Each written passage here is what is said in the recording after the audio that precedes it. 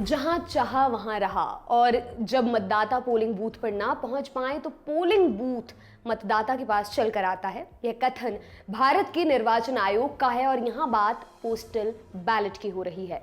Postal ballot देश के चुनाव आयोग की वह खास व्यवस्था है जो कुछ विशेष श्रेणी के लोगों को मुहैया कराई जाती है। जो लोग मतदान के दिन किन्हीं स्वीकृत वजहों से उपलब्ध नहीं हो पाते हैं, वे इस व्यवस्था का लाभ उठा सकते हैं। विधानसभा चुनाव के रिजल्ट की घोषणा होने वाली है, इसलिए ऐसे में हमें ये जान लेना जरूरी है कि किन किन लोगों ने इस चुनाव में पोस्टल बैलेट के जरिए मतदान किया है। चुनाव आयोग ने एक आदेश जारी किया था जिसमें उन्होंने बताया था कि गोवा, मणिपुर, पंजाब, उत्तराखंड और उत्तर प्रदेश में कौन कौन लोग पोस्टल बैलेट से वोट डाल सकते हैं। आयोग ने इस बार पत्रकारों, उत्तर प्रदेश को छोड़कर को भी पोस्टल बैलेट के जरिए वोट डालने की अनुमति दी थी।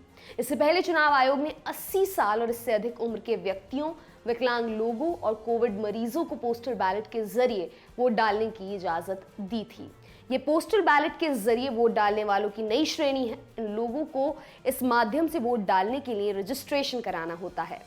आयोग के आदेश के मुताबिक इन विभाग के लोगों को चुनाव वाले दिन सरकारी ड्यूटी पर रहने पर पोस्टल बैलेट के जरिए वोट देने की सुविधा दी गई है। सूचना एवं जनसंपर्क विभाग, स्वास्थ्य एवं परिवार कल्याण, post department, traffic department, railway, बिजली विभाग, नागरिक उड्डयन विभाग, Uttar Pradesh metro rail corporation, Doordarshan, all India radio, BSNL, medical services, Goa medical college, police, jail, excise, जल अथॉरिटी, ट्रेजरी सेवा, वन और एम्बुलेंस। इन श्रेणी के मतदाताओं को एब्सेंटी कैटेगरी या एब्सेंटी वोटर्स कहा जाता है। इसके अलावा सेना, नौसेना और वायुसेना जैसे सशस्त्र बलों के सदस्य, राज्य के सशस्त्र पुलिस बल के सदस्य जो राज्य के बाहर सेवारत हैं, भारत के बाहर तैनात सरकारी कर्मचारी और उनके पार्टनर्स को केवल डाक द्वारा मतदान करने का अधिकार मिला हुआ है।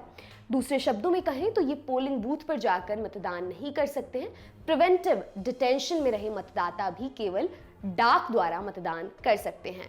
पोस्टल बैलेट के जरिए वोट डालने का अधिकार चुनाव नियमावली 1961 के तहत मिला हुआ है। इसके तहत वोटर के पास ही उसके चुनाव क्षेत्र का बैलेट पोस्ट के जरिए भेज दिया जाता है। ये खास वोटर उस बैलेट पर अपने मन मुताबिक उम्मीदवार के लिए मुहर लगाकर पोस्ट के जरिए चुनाव अधिकारी के पास भेज देते हैं।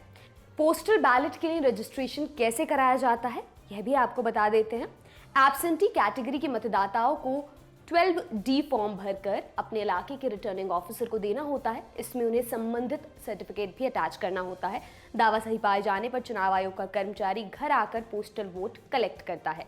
उदाहरण के लिए यदि कोई मतदाता PWD श्रेणी के अंतर्गत आता है तो उसे आवेदन के साथ विकलांग व्यक्तियों के अधिकार अधिनियम 2016 के तहत संबंधित सरकारी प्राधिकरण द्वारा प्राप्त विकलांगता प्रमाण पत्र की एक प्रति देनी होती है। इसी तरह कोरोना संक्रमित व्यक्ति को अपने अस्पताल से मेडिकल सर्टिफिकेट बनवाकर रिटर्निंग ऑफिसर को देना होता है।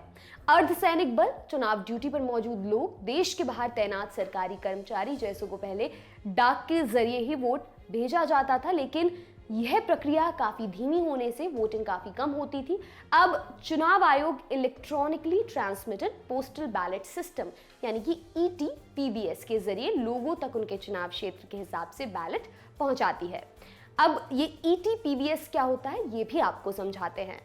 इसमें चुनाव आयोग एक ईमेल के जरिए पोस्टल बैलेट भेजता है। इस ईमेल के लिए वोटर को अलग से एक खास कोड भी दिया जाता है। कोड पोस्ट से भेजा जाता है, वैसे ही जैसे ATM के साथ एक पिन वाला लिफाफा आता है। उस कोड की मदद से वोटर उस ईमेल को खोल सकता है। ईमेल में मौजूद बैलेट को वोटर डाउनलोड कर लेता है और मन चाहे कैंडिडेट पर मुहर लगाकर अपने रिटर्निंग ऑफिसर के पास उसे भेज देता है।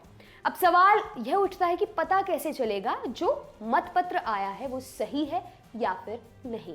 इसके लिए हर मतपत्र में एक QR कोड होता है। गिनती से पहले QR कोड चेक किया जाता है। इससे पता चलता है कि वो पोस्टल बैलेट चुनाव आयोग की तरफ से भेजा गया है या नहीं। पुष्टि हो जाने के बाद उसमें दर्ज वोट को गिन लिया जाता है। अब यह समझ लेते हैं कि सबसे पहले पोस्टल बैलेट की गिनती क्यों की जाती है। पोस्टल बैलेट के जरिए आए वोटों की गिनती पहले शुरू होती है, इसके बाद ईवीएम में दर्ज वोटों की गिनती होती है। चूंकि पोस्टल बैलेट की संख्या कम होती है और ये पेपर वाले मतपत्र होते हैं, इसलिए इन्हें गिना जाना आसान होता है। ये जानकारी आपके लिए जुटाई है हमारे साथी धीरज ने। कैमरे के पीछे है मन, मेरा नाम है दिव्यांशी। देखते रहिए दी लल्लन टॉप। शुक्रिया।